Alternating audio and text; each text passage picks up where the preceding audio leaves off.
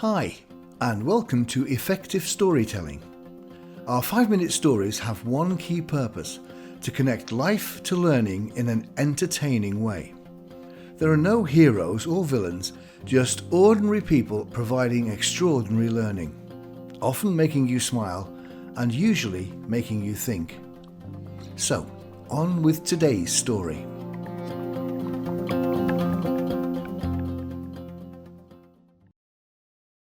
Arm folding. Follow this exercise. 1. Fold your arms naturally. 2. Now fold them the other way round. For example, if your normal arm folding has one hand on one bicep and the other tucked underneath, then reverse them. 3.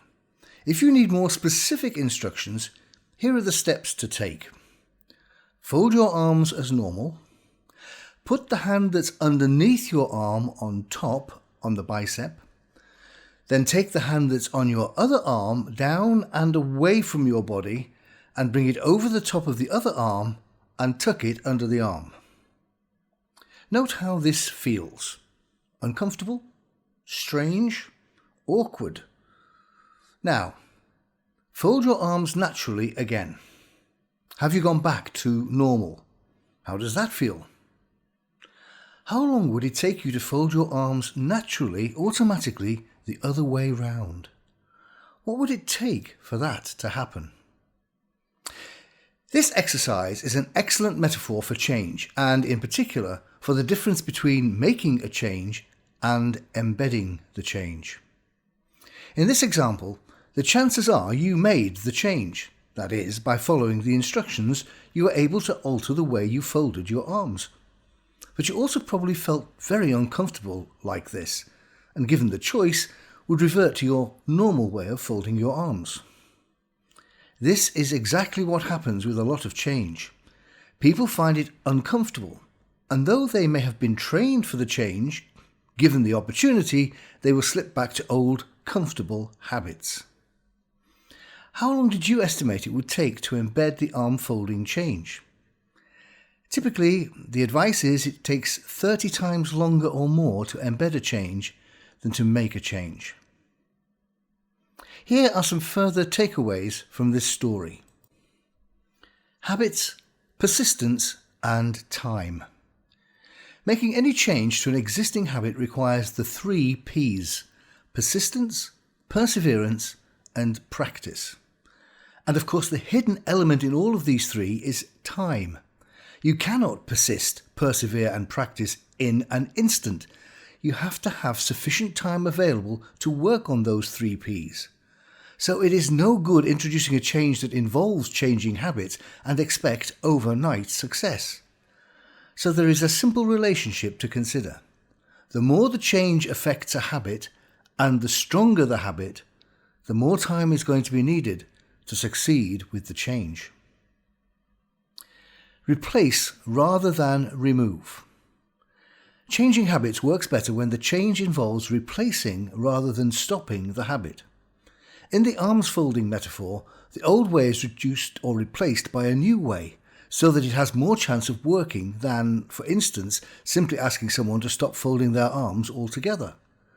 So if you wanted to eat more healthily at home, it's no good just emptying the fridge.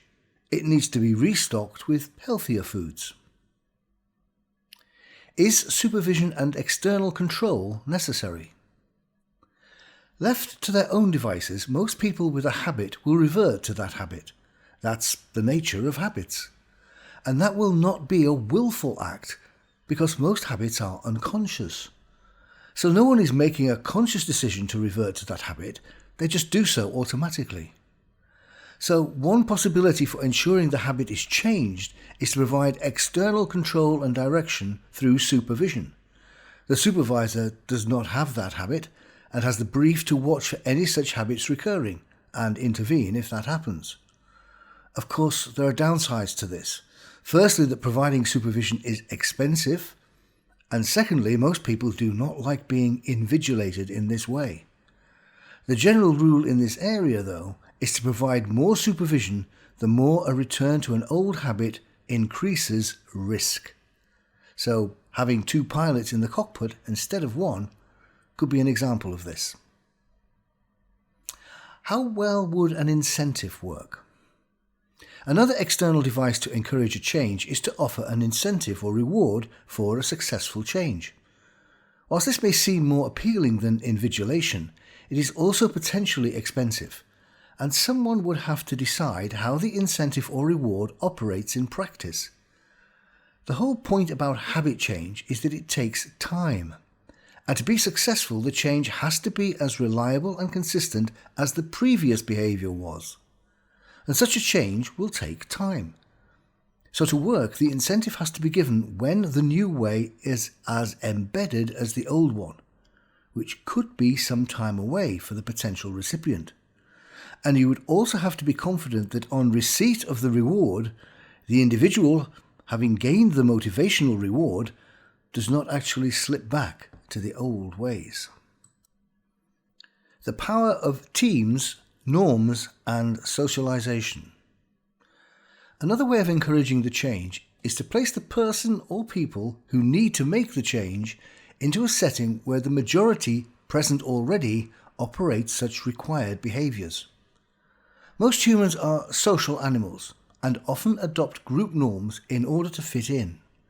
Research shows that an individual with habit A left to their own environment will struggle to change, whereas once placed in a group where the norm is habit B, is more likely to pick up that habit instead of continuing with habit A.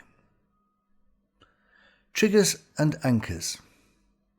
A change can be encouraged by associating it with an existing behaviour, so that when carrying out behaviour 1, it acts as a reminder to carry out the new habit, behaviour 2. Here's an example. When arriving home in my car, I used to park it on the drive, take out my work briefcase and laptop, lock the car, then go into the house and into the study, where I would leave my stuff but also usually check emails and messages and not re-emerge to join the rest of the family for half an hour or more. I didn't want this habit to continue. So I parked on the drive, then locked the car with my briefcase and laptop still inside it, then entered the house and joined my family. I then returned to the car later to bring in my case and PC. The trigger was locking the car before taking out my stuff rather than after. Remember, you can search lots of stories at effective.vision/storytelling. Browse over 50 themes to find the perfect one. You'll also find transcripts and downloads of every story. And of course, if you enjoyed listening, please share and remember to subscribe. And if you have a story you'd like to share, please email us hello@effective.vision.